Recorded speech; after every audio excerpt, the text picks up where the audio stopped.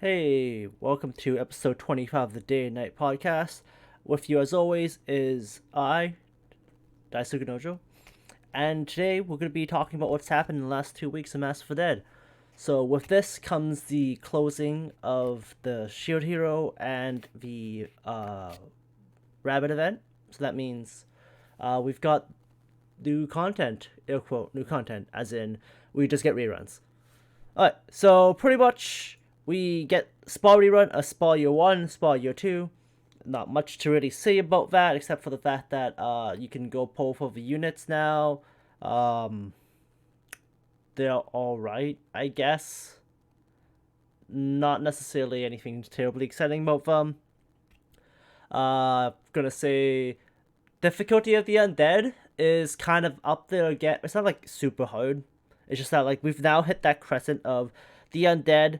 All of them are kind of like specific weaknesses and like immune to like everything else. They want you to build like a decent team that kind of exploits on this to make it somewhat easier. But at the same time, if you have like something like two battle, you can still steam run through it. This is like podcast number 7 of me just dumping on two battle.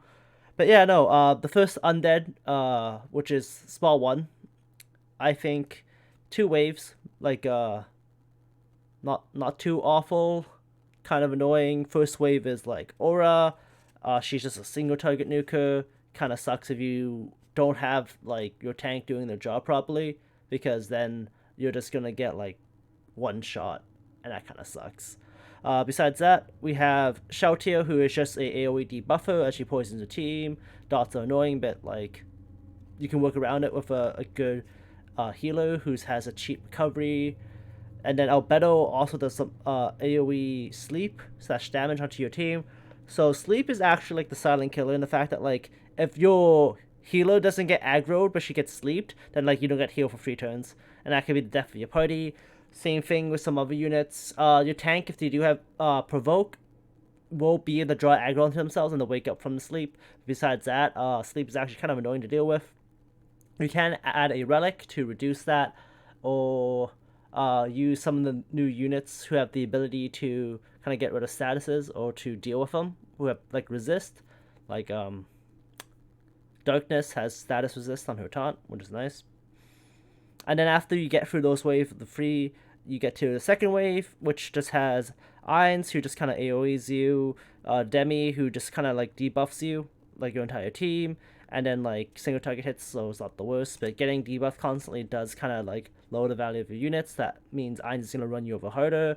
Kakaitis is just a single target AoE, so he's just looking out home with DPS, and then Mare will also just kind of heal the enemy team, and on top of that, they can also seal one of your units, which might be an issue if it actually lands on your healer or your tank and you don't get your provoke lined up properly. Besides that, the second undead is pretty much 2 waves as well. So it's solution, which is just a lot of self buffing and aim, some single target poison, some AoE poison, just chips away at your team. Albedo heals and AoEs, and then Shouter also does that as well, except that Shouter can burn your units. So if you're not careful, your tank is gonna die from dots, and that's bad. Same thing with your team, so you should be careful and generally try to keep everyone topped off. Because dying to a dot is really regrettable, and that's either a reset or that's like a restart. And then second wave, it's Eins and the slime, and then the slime has like I think like a gorillion damage resist, like 99.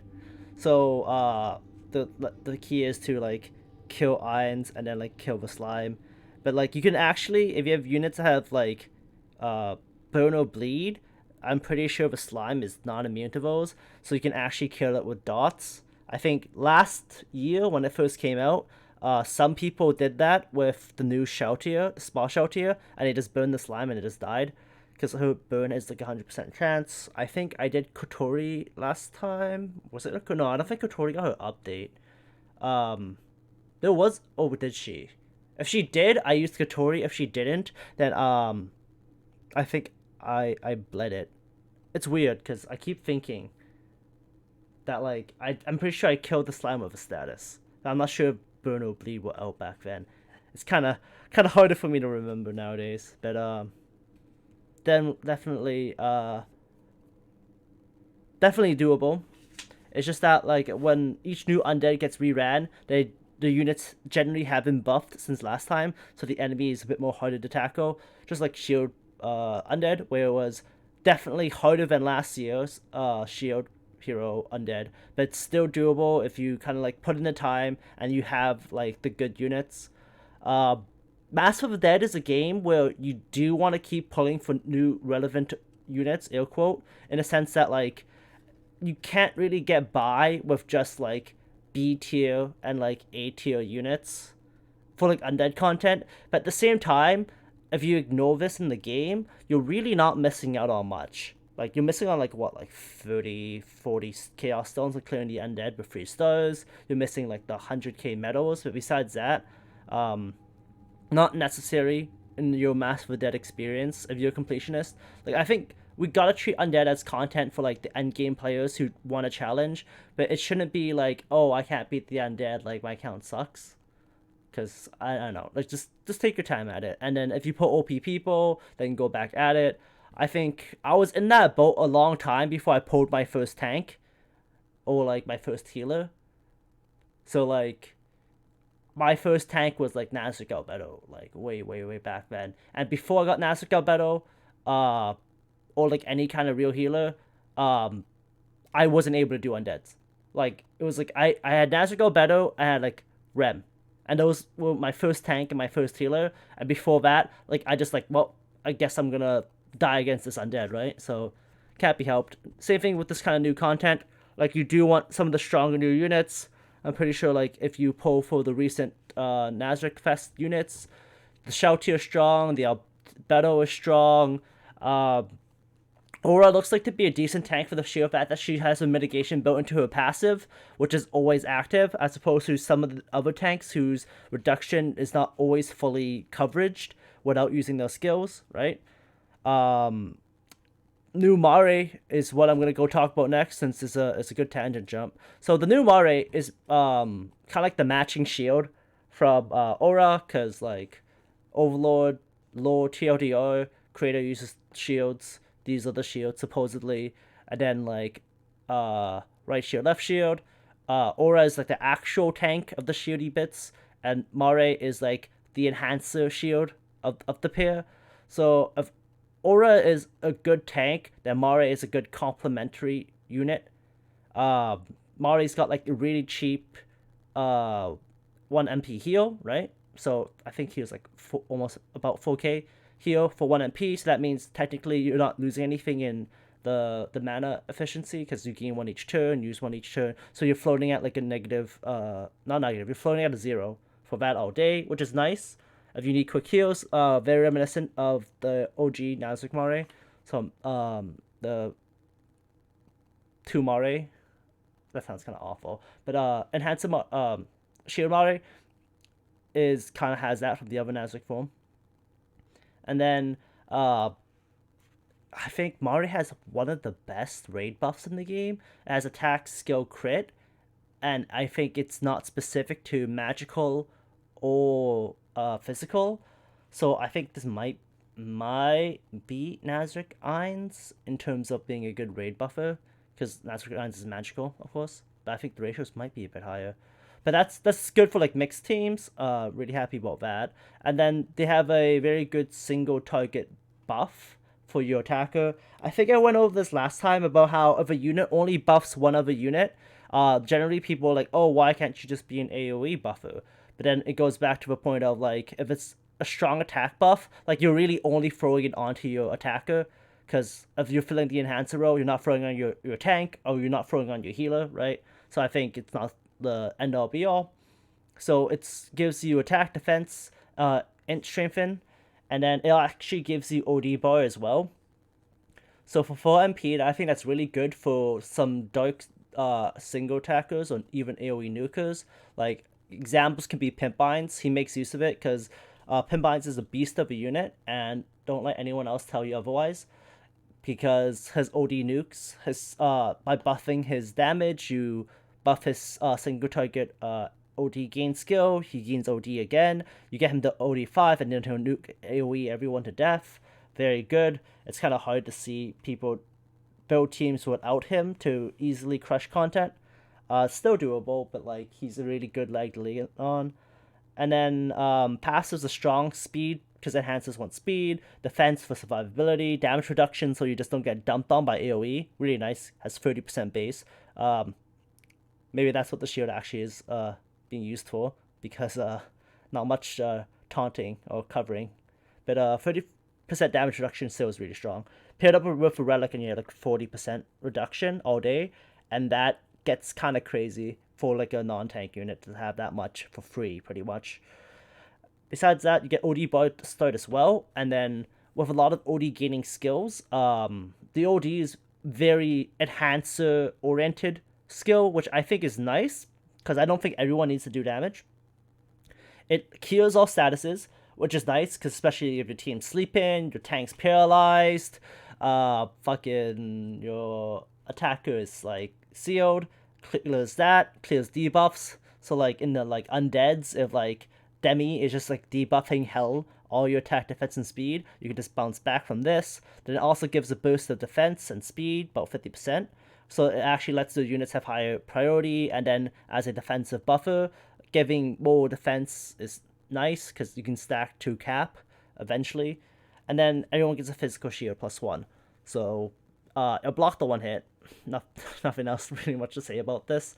Like, I was gonna say, if you want to go beat the undead, go pull for this unit.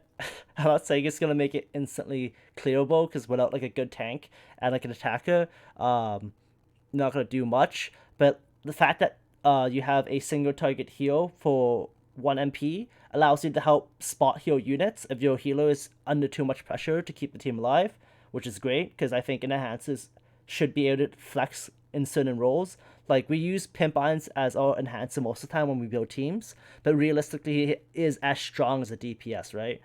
So it's not bad to have like another enhancer like this to kind of like either buff Irons for more DPS, help your healer like cover for like any like fires that need to get put out, right? And then the OD is just good to help you in case like something goes horribly wrong. But yeah, I think that just kind of sums up Master of the Dead over the last day, because like I said, last podcast we had kind of like the wrap up of the events that was ending, and it ended a day ago, and now we have another 2 weeks. These small events will be running for the next 10 days as of this video coming out, or technically like 9 days if you like kind of squint at it really hard. So I guess grind the medals. There's achievement icons now. I'm not sure if I'm really happy with them following Global's trend of like every event having icons to grind, but the fact that they give you like a little bit of stats for your leader, like, I don't know, it's not like small bits like matter if you collect enough of them. So I'm not gonna dissuade people from getting achievement medals. I'm probably gonna grind them out myself. But there is a bronze, silver, gold on Spa 1, and then there's 2 bronze, silver, golds on Spa 2. So it's kind of a lot of grinding for 10 days. But after this, maybe we get Spa free, right? Maybe we get some other events coming out. Who knows? But hopefully it'll be good. And I think also small congratulations to them releasing Moray as a unit, because that means we've got another male unit this year, and then I'm not sure how many more we're gonna get at the end of the year. But at the same time, it's like, where's Cocytus? Where's Demiurge? I don't really care if we got another Irons though, because we got a lot. But like, yeah, no, I think I'm just gonna ramble just a bit longer about the Nasdaq units. So we got Aura, we got Shoutier, got Mare. So hopefully hopefully they do like Seabass next. I really want them to do Seabass next. Or maybe do like one other character. do like Albedo. If they do Albedo, I actually wouldn't mind because it gives me more time to save up stones. But it'd be also bad because I'm pretty sure if you guys who do watch this keep up with some of the Discord servers, you do know that we're getting probably Halloween next, or maybe small and spa and then Halloween. But most likely we're gonna get Halloween 1, Halloween 2 rerun, and then we're gonna get Halloween 3, and then Halloween 3. I don't think it's too much of a secret which new units come out. So maybe getting Nazarick Albedo as the next Supreme Power might not be appropriate. I think that's all. I'm gonna wrap this podcast up with that. Thank you all for watching, and I'll see you guys again in 2 weeks. Peace.